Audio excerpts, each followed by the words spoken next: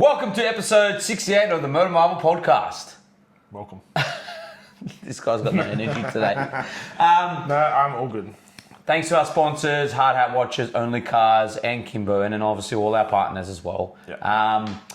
We had a big weekend, Sal. We had a big weekend. Yes, we had a fantastic weekend at the Concours d'Elegance.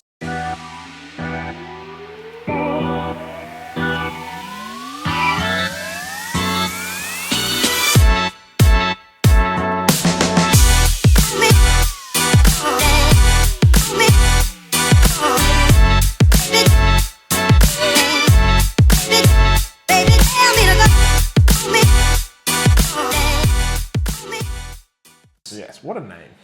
What a name. Sydney Concours was pretty amazing. Man, there were some cars that I reckon I've never seen and will probably never see again. Yeah, there was. And to be honest, it was pretty breathtaking. The thing is, right, that there was bikes there as well. There was some insane bikes. They weren't just bikes, they were ridiculous bikes. So, they were crazy. As you know, we're not a bike channel. We're a car channel. Apparently, we're not just cars, not just bikes. We're also Vinos. This guy just had to take us on a tour to the Vino section. It was free Vinos. Actually, to be fair, it was really nice Vinos. Yeah, and it was only it was just after 10 o'clock. Big shout out to Wine Selectors. They're like mad. So if you want to check out their website, go check it out. It was a couple of hectic Vinos to start the day. So awesome Vinos. Yeah. But back to the bikes, Broth Superior. Yeah, dude. Wow. Yeah, they were like military grade CNC machines, aluminium, everything is hand built. To be honest, when you see most cars and bikes, and sometimes you see the value, you're like, I don't know if I can justify it. These bikes were upwards of 100 grand, and you're like, it's 100,000, but you're like, I understand why. Oh man, these bikes were insane. You could see the craftsmanship, the materials used. Everything. They were amazing, honestly. So we were probably blown away by the bikes more than a lot especially the Aston Martin one, which is a $300,000 bike with a turbo. Yeah, it was insane. But the cars. Yeah, I mean, there was still some amazing cars. The Valhalla was probably. Oh mate, the Valhalla was The Valhalla was an insane car, and to be fair, like we said on the vlog, we haven't had the third place contender for the trifecta, which is you've got the Ferrari, and then you got the McLaren, and Porsche hasn't really done anything at the moment. Now, I really believe that the Aston might fill that gap, because that Aston was very special, and we both agreed that we would prefer that over the Ferrari and the McLaren. Yeah, because it had a lot of emotion. It did. It was a cool car. Dude, it had fins on the side that would chop your leg off. You remember that? That was insane. Yeah, imagine driving that on the street. Yeah. Everyone's going to be like, what the hell is this thing? It was a really, really emotional car. It was cool. The Bentley Supersport, mate, in the flesh, that thing is gorgeous. I would agree. A really cool car. It actually surprised me, because I wouldn't have said I was all that Yeah. But then when I saw it in the front, I was like, wow. I love the 8 at the front. Yeah. Right in the middle of the grille. It is very nice. That's mad. It looks sick. Heaps of really old school cool cars, of which I knew next to nothing about a lot of those. But it was cool to see them. A lot of other interesting new cars. Our LFA, some of our favourites. Yeah. The XP Senna. Yeah. The Ferrari 275 GTB. That was gorgeous. And that thing was silly. The Lancia. Yeah. Right? The DB4. The DP4 Zagato, which we didn't even know until the end of the event, was priced between $15 to $20 million. A very pricey car. Very pricey car. Yeah. Then you had the DBS. That's a gorgeous car. But that's what I'm saying. When else do you see any of these No. cars? You don't. They only come out for events like this. And then you had an Australian icon. The Ford Falcon GT351 HO Phase 3. Yeah. And to be fair, it is a cool looking car. It is. But I also just don't really care that much. You can't justify the price tag. Yeah, it's a bit silly. It's $1 million car. Yeah. I understand it. Imagine what else you'd buy for $1 million. But it's a homologated Bathurst car. It's got heritage. It's got reasons for being white. I get it. It's just not really my cup of tea. That's fair. The Goldwing was amazing. Yes. The Goldwing was awesome. DB6. DB5. Okay. Anyways. There was lots. The cars that Nick wasn't impressed with was the old school Rolls Royces. I just don't know anything about it. To be fair, look, honestly, I agree with Nick, because at the start of that vlog, you and me are both like, we don't know nothing about I know these. nothing. They're super old. I wish we did. I wish someone took us on a tour about it and taught us the history and about look, we might have been a little bit more engaged. Yeah. Because we'd have been, oh, wow, okay, cool. But looking at them from my perspective, I was like, eh. Yeah. But anyway.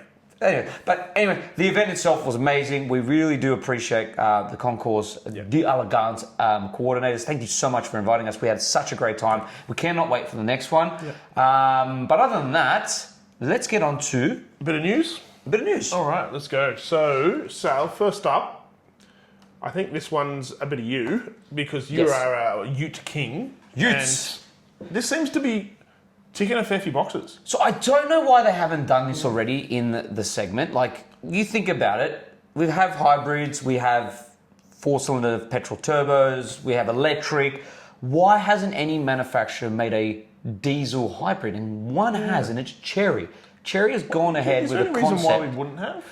I don't know, honestly, and Because I don't want to we've give got out diesel. any Like you wrong say, information. We've got everything in Yeah. the segment. We've just never thought diesel hybrid. Yeah. And you made a very good point off before we even started filming that why wouldn't you? The range would be insane. Surely you're going to get really good efficiency. Yeah. So this thing looks very promising. So it apparently has a 1-ton payload, 3.5-ton towing capacity, and is a 2-litre 4-cylinder turbo diesel. I think 2.5. No, 2.5. I think it's 2.5. So It's going to be a talky boy as well. yeah, 2.5. You're talking diesel torque plus hybrid. It's got a lot going for it. And what do you think it looks? I don't think it's a bad look. Look, I wanted to not like it, but it actually looks cool. I'm not sure about the massive cherry across the front. I'm with Nick on that. I wish that wasn't there, but I do like the headlights. I think it's very retro. I like the side profile. It's very boxy, but still it's got some sort of like silhouette. Distinctive, yeah. Yeah, it's not as boxy as the Tasman. So thankfully there's a wheel arch. There's not just a square box. Fair. But it looks cool. I think it's got a lot going for it. I think it's very promising. There is no interior being leaked.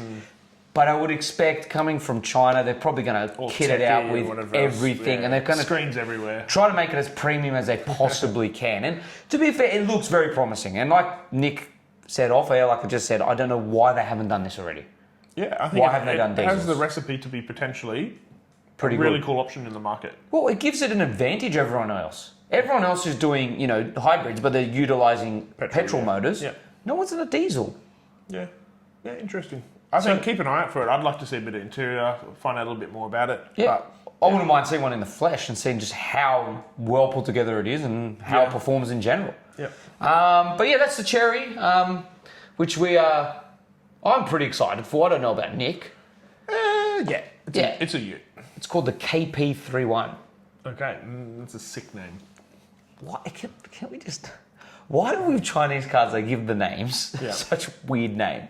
Is it meant to reference something? It's a KP31. Like, it sounds like a supercar. KP31 does. Yeah. If you think KP31, then you're like, that's a Ute. Oh, it's the KP31. Like, what the heck? Yeah. Like, you know what I mean? Yeah. All right, so we're on to the next thing. 2026 BMW M2 gains track-ready aero kit. So Nick knows about this. Oh, I don't know about knows about this, but I'm a little bit more aware of this. Yeah, so it looks like they've brought out a performance track aero kit for the new M2. Big wing, side skirt things, front, sick. Front lamp, all the rest of it. So look at that wing, man. Like, that's like a 3RS wing put onto an M2. It looks mad. I mean, as you guys know, I really like the new M2. I really like the new M2 styling. This just makes it a bit more aggressive, a bit more aero track focused, which I think is awesome. Look at the little canards on the front of it there. Yeah, it's mad. But do you want to tell everyone how much all this costs? A lot of money. The equivalent of what? No, I don't know. You told me. What was the equivalent of? A Corolla? A Corolla? Yeah. In an M2 performance pack? It's a bit silly. Yeah. Well, already I feel like the M2's, I wouldn't say a cheap or expensive car. It's sort of somewhere in the middle. No. Yeah, exactly. So, and then you're adding on top of that the aero kit too. It's going to make it quite a pricey car. well, we found out that the next gen apparently is going to be all-wheel drive I think they're going to have an all-drive option. Yeah. That can be changed like the M3 Yes. from rear-wheel to all-wheel. I'd say, they're probably just using the same tech from the M3 and just going, let's bang it in M2. I mean, M3 and M4, sorry. Which makes you think, right? why would you buy the M4? I pretty much don't think you would. I wouldn't even probably buy an M3. Like, Unless you need to chuck all the family in the back.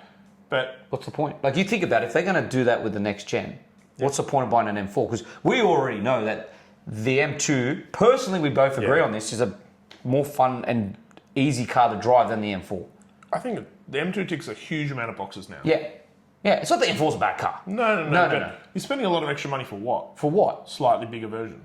But I feel like this is better because of the shorter wheelbase. It's a bit more easy to handle. Correct. I think if you're talking from a performance point of view, I think the M2 is going to have it over it. 100%. And your light is doing my head in. Yeah, me too. But I don't know really why. Why is it glitching like that? Sorry, guys. Your light. We've got a light that's just gone stupid. Do you want me to turn it off? It's like a rave. I'm going to try and turn it off. No, but you can't turn it off because you're going to turn off all the lights. And now it's dark. I don't think we can fix that one. No. So we do apologise if this is flickering in frame right now. That is because there is a light that is having a moment. Having a moment. Yeah. But this is cool. Yeah. I don't think it doesn't look cool. It looks mad. No, I also agree. Yeah. On to the next. Okay, so another on BMW news again. Bit of BMW stuff happening at the moment. So i3. Yeah, 2026 BMW i3 teased and confirmed for reveal on March 18th. So keep up to date with our channel and with our podcast because this will be on it. Yep. Now there's renders of this already, and we there's been a bit of talk about it for a while. Yeah, what it looks like. Yeah. Personally, I don't know because this is the full electric M3 or 3 Series. i3. Yeah, whatever. Yeah, right. What do you think with the render designs? You've seen them, I've seen them. It's okay. I don't hate it, but I don't necessarily love it. I know, but I feel like we always do this with BMWs. Yes, we actually do. This is a good point. BMWs come out and they're like, oh, here's this car. And you go, like the M2, the previous, like even the G80, whatever else. Everyone's always a little bit like, with these new gen BMWs. Yeah. But then guess what happens? Everyone falls in love with them. They come out, you see them in the flesh, colours, wheels, this, that, the rest, and you go, oh, actually looks cool. Actually, it's pretty cool. Yeah. So I have a lot of faith that BMW would probably going to do the same. Yeah. I think they kind of like that we don't like it or we're a bit confused about it. I think they like that creates a little bit of intrigue. Why do you think that happens? Why? Because it's a good point you're saying that, Nick, because ever since BMW changed their design language, we've all been on the fence every single time they've released one. Like when the M3, M4 came out, what the heck Everyone's is that? Like, look at that grille on that thing. What the heck? M2 came out. Everyone's like, what the heck is the rear end on the M2? Do you remember that? Oh, the amount of friends, family that told us, no way would I buy an M2. Yeah. And then everyone's like buying like hotcakes now. Yeah. Great cars. So I'm actually with Nick on this. It's true. He's actually making a good point. Honestly, I think they know this. Yeah, I think they know this, and I also think they like to push design boundaries. Yep. And I think they like to try and be a little bit ahead of the curve. Yep. And I think they've successfully been doing that because, like you just said, we always, when it first comes out for teaser shots, I feel like we're a little bit behind. Yep. And then by the time they arrive, the car's here, we see it, it's driving, we kind of get our heads around the design and we're like, actually, we see what they were trying to achieve, we see what they're doing, and we like it. Yeah, I think... Typically, we do like it. Yeah, it's true. But it is true, because you're right, because that's what's happened with the M3, the M4, and the M2, and most of what BMW's new design language is. Yeah. And we've gone, actually, no, it actually looks hectic. Yeah, it's actually mad. It looks mad. Yeah. Like, even the M5, everyone's like, it looks big and bulky, but everyone's like, nah, it's mad. Yeah, it's sick. So I'm with Nick on this. It's actually... I think it's the same. Yeah. Unsure about everything else that they're doing with it, but I think design-wise, when it comes out, it'll probably look pretty good. Yeah. This is quite hilarious. Yeah, so how good is having a toilet in your car, Sal? So you know those times when you might have eaten something a little bit dodgy, or you just, can't quite make it to the next pit stop, and you just got to drop a couple of kids off in the back of the car. Yeah, the 2026 Rock Adamas, Adamas, is launched in its native market of China, and it's a good look. To be fair, it is actually quite a good looking four-wheel drive. I would agree with you. But it has a toilet, like Nick said, in it. Look, I think when they say toilet, it looks like a container you can sit over with a bag in it. Would you do that? Would you take a dump in your car? I'm sorry. It literally is the Sorry, question, I'm right? being honest. Yeah. Would you take a dump in your car? That would have to be under the most extreme emergency. Can I just say, mate, can you imagine sitting there, highway? We're just driving along the motor ourselves, it's like... You're sitting there, parked on the side of the road, and there's cars going past, and you're... Imagine while you're driving. I'm next to you like, oh, we don't have time for pit stops. No, just sit. take I a think shit. it's in the middle of the seat, and you sit in the middle and take a shit. We don't have time for it. It's the kid. We don't have time. We've got to get to the sit stop. there. Just take a shit over there. That's... I kind of see that as a very... It's next And then what are level. you going to do with the remains? Well, it's a bag. So I guess you just, flick it in the bin when you stop or something? Or chuck it out the window? I don't know, man. It's an interesting one. Like, good on you guys for putting a toilet in a car. Yeah. The practicality of that feels... Can you just imagine, minimal. because the human race is just like this, right? How many people do you reckon will actually throw it out the car? They won't actually put it in a bin. So there's going to be poo all across the side of the road. Or you're driving across the side of your car. on your windscreen. Yeah. I'm sorry. I don't think this is a good thing. I think it's quite disastrous. I think it must just be purely gimmicky. It's gimmicky. They've just gone, oh, well, let's just do it because we can. Yeah. Knowing realistically... Could you imagine the smell too? Imagine if you had something really bad to eat. Really bad. No, Your but stomach's can we stop? bad. Let's and just then move on. You just destroy it. Honestly, that's probably the only case you'd want to use it. Yeah, but then you're going to make your car stink. Agreed. That's It's what going I'm to be like, saying. you know the Seinfeld episode where Jerry can't get the smell out of the BMW? No, because I don't watch Seinfeld. Well, you're an idiot, because Seinfeld's fantastic. Yeah, so I think this is a bad idea. Yes, I'm saying. I think it's purely for the gimmick of saying, hey, we've got a toilet in the car. I think no one's ever going to use it. Could you imagine that? Like this is a cool thing about your car. It's like, what's cool about your car? I can take a poo in it. Does it drive well? Yeah. Nah, but I can do a poo in it. Oh, this is hilarious. Anyways, It is quite hilarious. besides that, the car's a good-looking car. Agreed. Just minus the toilet. And that is it, guys. Yeah. So it's pretty much the wrap-up, guys. I guess nothing too exciting, but enough sort of going on news-wise at the moment. Well, next week there'll be more because we're filming this on the Friday, and obviously Formula One's Yeah, about to happen. about to happen. So next week's podcast will cover that Do a bit of a because debrief. it's pretty exciting this season. There's a lot happening. There's a lot happening. Yeah. I'm fingers crossed Ferrari will win, Nah. but no, I agree with you that we won't. Yeah, you won't. No, I can already predict it. It'll be McLaren. I'm going to say Red Bull and then McLaren again. Okay. So if you're watching, No Ferrari. no, I don't think we will. I want us to, but after last season, I just don't think we will. Ferrari shit. Shut up. We're doing fantastic. We always do. Well, I don't know what's happening right now, but we're doing great in Le Mans. We're not doing great No in one cares about that, though. Le Mans. Can we cover that quickly? What I don't understand is Le Mans doesn't get enough credit. Because you got to think about that. I would agree. It is a brutal 24 hours, and is one of the most grueling events in history of motor racing, 100%. and it doesn't get that much credit. Yeah, I know. Like, it's not as popular as Formula One, which it should be, I'm sorry. Yeah. Like, you got to, that's ridiculous, man. Yep. 24 hours, that means the teams, I know they take shifts Breaks and all and all that, the rest of it. Yeah, but it's still a lot that goes into that. And the car's got to run for 24 hours. 24 hours, and it cannot be any hiccups, because if there is, you're out. Which just seems crazy that a Ferrari can run for 24 hours.